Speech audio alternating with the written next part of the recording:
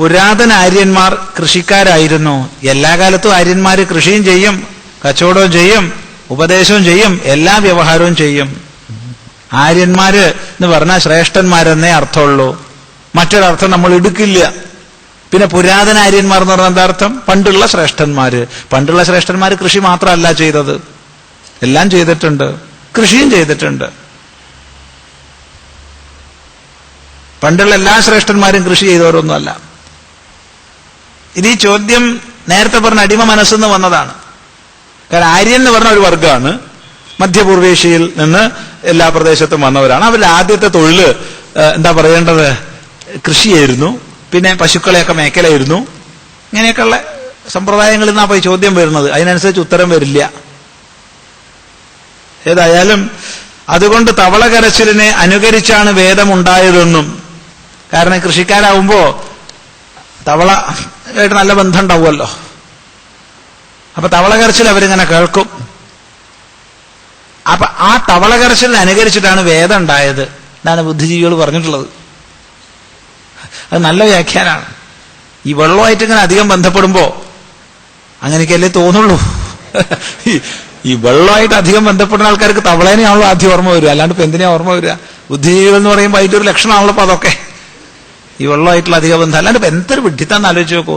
ഇനി വേറെയും വ്യാഖ്യാനം കൊടുത്തു. അതായത് അത് നല്ല പുതിയൊരു വ്യാഖ്യാനം, പുതിയതല്ല, പഴയതാണ്. ഇപ്പൊ ഇതൊന്നും വില പോവില്ല കേട്ടോ, അതൊക്കെ കുറച്ച് മുമ്പ് ഉണ്ടാക്കിയിട്ടുള്ള, ഇതൊന്നും പുതിയതല്ല. ഈ വ്യാഖ്യാനമൊക്കെ ഇറങ്ങിയിട്ട് കൊല്ലം 100ആയി. ഈ അടുത്തൊന്നും ഉണ്ടായതല്ല. അടുത്തൊന്നും ഇങ്ങനെ ആരും പറയില്ല, ബുദ്ധിയുള്ളവരൊന്നും ഇങ്ങനെ പറയില്ല, അതൊക്കെ മാറി തുടങ്ങി. അതെന്താ വെച്ചാൽ ഈ മഴ വരാൻ നേരത്ത് തവള കരയൂത്രേ. തവളയ്ക്കറിയാം മഴ, നല്ല മഴ വരുംച്ചാൽ തവളയ്ക്കറിയാം. അപ്പൊ തവള നീട്ടി കരഞ്ഞു കഴിഞ്ഞാൽ മഴ വരും.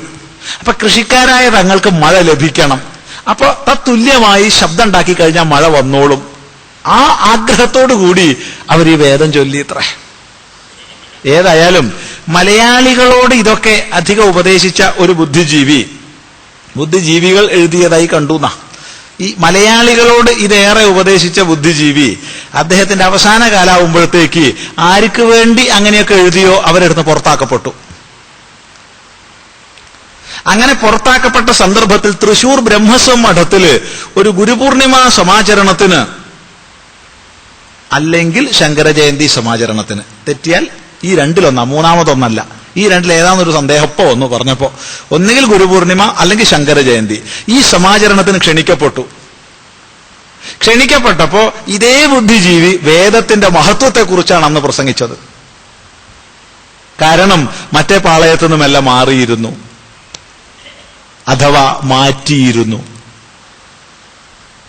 ഇത് കഥയല്ല, ഉണ്ടായതും മലയാളികൾ മറക്കരുതാത്തതും കേരളത്തിലെ പത്രങ്ങളിൽ റിപ്പോർട്ട് ചെയ്യപ്പെട്ടതുമായ വിഷയമാണ്.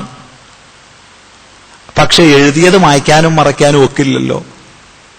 ഇത് ഇദ്ദേഹം മാറ്റി പറഞ്ഞെങ്കിലും ആദ്യം അദ്ദേഹം എഴുതിയത് പഠിക്കുന്നു. ശ്രദ്ധിക്കുക. ആര്യൻ ആക്രമണ സിദ്ധാന്തത്തെ പറ്റി അറിയാൻ ആഗ്രഹിക്കുന്നു. അറിയുന്നവരോട് ചോദിക്കേണ്ടതാണ്, നമുക്കറിയില്ല. അങ്ങനെ ഒരു ആക്രമണേ ഉണ്ടായിട്ടില്ല എന്ന് വിശ്വസിക്കുന്നതാകുന്നു നമുക്കിഷ്ടം. സ്വാമി, അത് വിശ്വാസമല്ലേ? മറ്റതും വിശ്വാസമല്ലേ? രണ്ടും വിശ്വാസമല്ലേ? പിന്നെന്താ പ്രശ്നം? ഈ വിശ്വാസത്തിന് ശാസ്ത്രത്തിന്റെ സമ്മതിയുണ്ട്. ആര്യന്മാര് അങ്ങനെ ആക്രമിക്കുന്നവരൊന്നും അല്ല. പിന്നെ ആക്രമിക്കും. അത് പിന്നെ ഷഠം പ്രതിഷാഠ്യമല്ലാണ്ട് പിന്നെ എന്താ വേണ്ടത്? നമുക്ക് നമ്മുടെ രാഷ്ട്രത്തിൽ തനത് ഭക്തിയും അഭിമാനവും ഒരിക്കലും ഉണ്ടാവരുത്. അതിനുവേണ്ടി പടച്ചുണ്ടാക്കിയ സിദ്ധാന്തമാണിതൊക്കെ.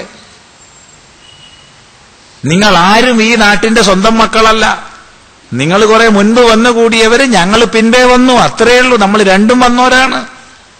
അതുകൊണ്ട് ഈ നാട്ടിന്റെ തനി മക്കളല്ല നമ്മൾ എന്ന് നമ്മളെ പഠിപ്പിക്കാൻ, തദ്വാര എന്ന് നമ്മളെ അടിമകളാക്കി വെക്കാൻ വളരെ സഹായിച്ചൊരു സിദ്ധാന്തമാണ് ആര്യന്മാരിങ്ങോട്ട് ആക്രമിച്ച് കുടിയേറി എന്നുള്ള സിദ്ധാന്തം. ഇതിന്റെ മറവിൽ പുതിയ പല സിദ്ധാന്തങ്ങളും കൊണ്ടുവരുന്നുണ്ട് കേട്ടോ.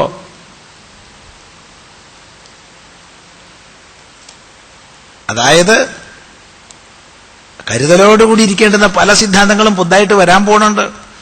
അത്തരം റിസർച്ചുകൾ നടന്നുകൊണ്ടിരിക്കുന്നുണ്ട്. ഈ ആര്യന്മാർ ഇവിടെ വന്ന ശേഷം വേദങ്ങൾ ഉണ്ടാക്കി, വൈദിക ശാസ്ത്രങ്ങൾ ഉണ്ടാക്കി.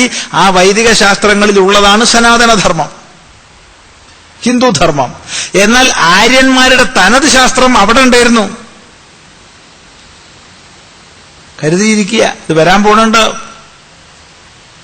അതിന്റെ പിന്തുടർച്ചയായിട്ടുള്ള ശാസ്ത്രങ്ങളാണ് സെമിറ്റിക് മതങ്ങളുടെ ഗ്രന്ഥങ്ങൾ. അപ്പൊ ഏതാ പ്രാചീനം? ബാക്കി പറയണ്ടല്ലോ. ഇതും വരാൻ പോകുന്നുണ്ട്. കുറച്ച് കൊല്ലം കൂടി കഴിയട്ടെ.